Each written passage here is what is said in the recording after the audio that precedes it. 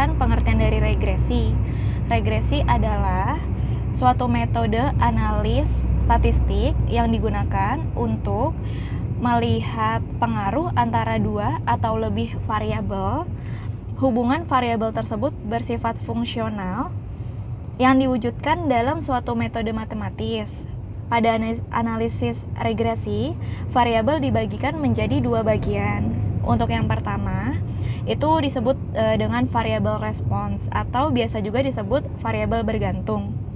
Dan yang kedua, variabel explanatory atau biasa disebut penduga atau disebut juga variabel bebas.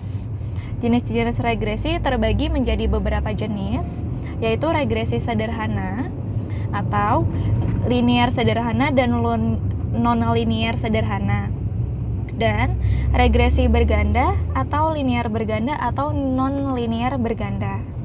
Analis regresi digunakan hampir pada semua kehidupan, baik dalam bidang pertanian, ekonomi dan keuangan, industri dan ketenaga kerjaan, sejarah, pemerintahan, ilmu lingkungan, dan sebagainya. Kegunaan analis regresi diantaranya untuk mengetahui variabel-variabel kunci yang memiliki pengaruh terhadap suatu variabel bergantung, pemodelan serta pendugaan atau estimation atau peramalan atau forecasting.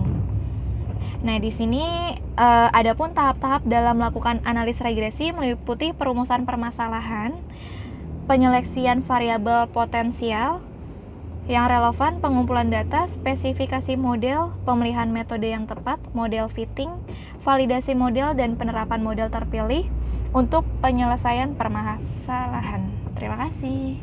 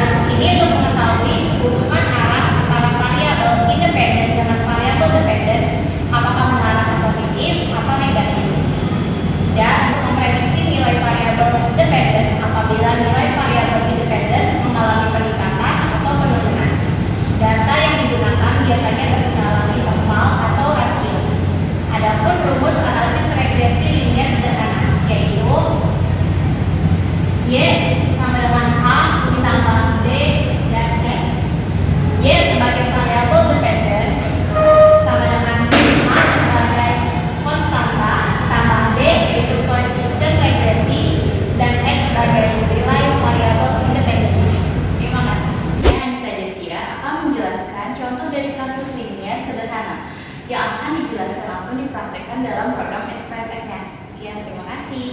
Ini kita langsung praktek terhadap program SPSS-nya. Ini data X, ini data Y.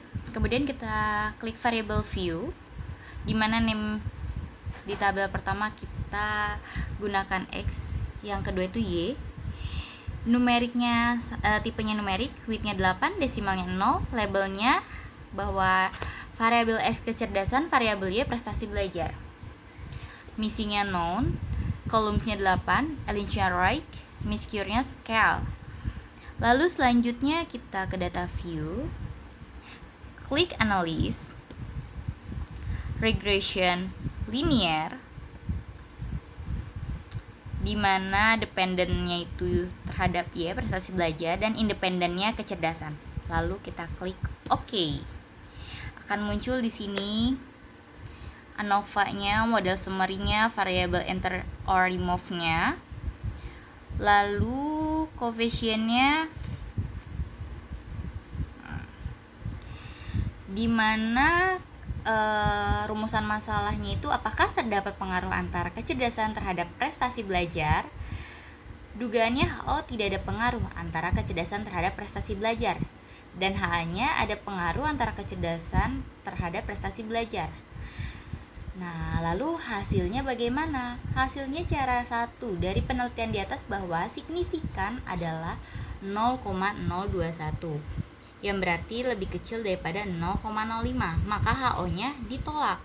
Dan cara kedua, T-tabel kita bisa melihat di T-nya itu T hitungnya adalah 2,863, dan cara ketiga untuk T-tabel kita bisa melihat di tabel T dan T hitungnya 2,863.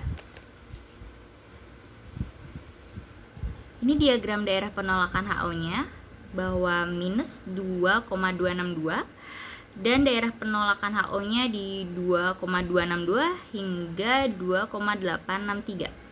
Ini gambar uji satunya, di mana 1,833 hingga 2,863 untuk daerah penolakan HO-nya. Maka untuk keterangannya, jadi berada pada daerah HO ditolak, maka ada pengaruh antara kecerdasan terhadap prestasi belajar.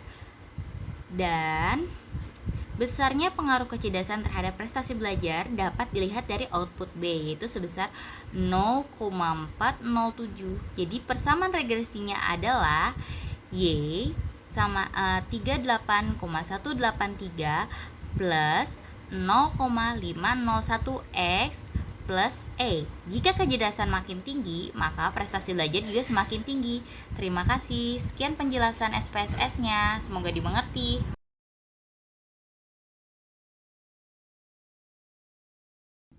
Assalamualaikum warahmatullahi wabarakatuh. Saya Dewi dari kelompok 4 akan membahas tentang metode analis, yaitu regresi linear berganda.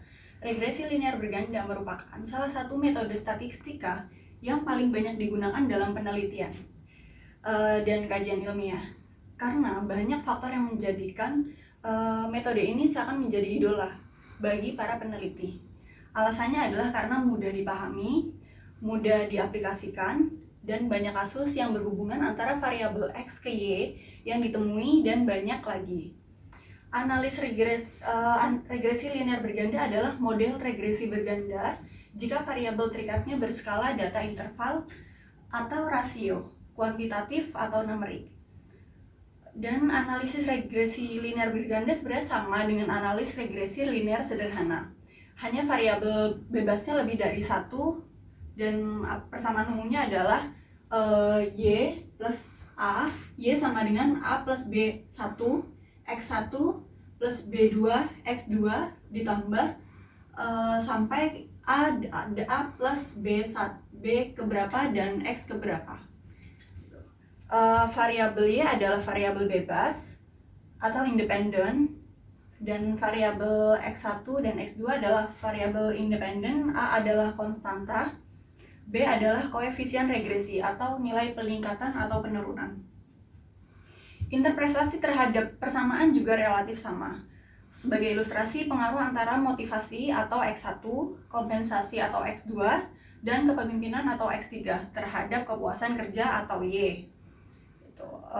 Contohnya adalah Y sama dengan 0,235 ditambah 0,21 X1 ditambah 0,32 X2 ditambah 0,12 X3. Artinya adalah yang pertama, jika variabel motivasi meningkat dengan asumsi variabel kompensasi dan kepemimpinan tetap, maka kepuasan kerja juga akan meningkat. Yang kedua, jika variabel kompensasi meningkat dengan asumsi variabel motivasi dan kepemimpinan tetap, maka kepuasan kerja juga akan meningkat. Yang ketiga, jika variabel kepemimpinan meningkat dengan asumsi variabel motivasi dan kompensasi tetap, maka kepuasan kerja juga akan meningkat. Terima kasih. Wassalamualaikum warahmatullahi wabarakatuh. Halo teman-teman, nama saya Reki Prayogi. Di sini saya akan membahas mengenai uji normalitas, di mana saya akan mengambil sampel kasus dari Saudara Bambang yang melakukan penelitian terhadap faktor-faktor yang mempengaruhi harga saham pada Bursa Efek Jakarta. Di sini saya akan meneliti tentang hubungan rasio PER dan ROI, di mana kita akan menggunakan SPSS, regresi linear berganda. Jika teman-teman sudah mempunyai aplikasinya, teman-teman bisa membuka aplikasi SPSS. Kemudian klik variable view. Setelah variable view muncul, teman-teman bisa mengedit data dan memasukkan data sesuai yang ada pada variabel teman-teman. Yang pertama itu bisa kita isi kolom Y, yang kedua itu kita bisa masukkan di harga saham, dan ketiga itu bisa kita isi PER, dan yang keempat itu bisa kita isi ROI. Di mana Y ini bisa sebagai tahun harga saham itu yang terjadi. Contoh tahun 1990, 1991, 1992. Setelah harga-harga itu kita masuk, kita bisa mengklik variabel harga dan masukkan ke kotak dependen. Setelah itu kita bisa klik variabel pair dan ROI, variabel pair dan ROI, lalu masukkan ke kotak dependen. Setelah itu kita klik statistik, klik casuis diagnostik, lalu klik all cases dan klik continue, lalu klik OK. Maka hasilnya akan muncul. Sekian dari saya, terima kasih.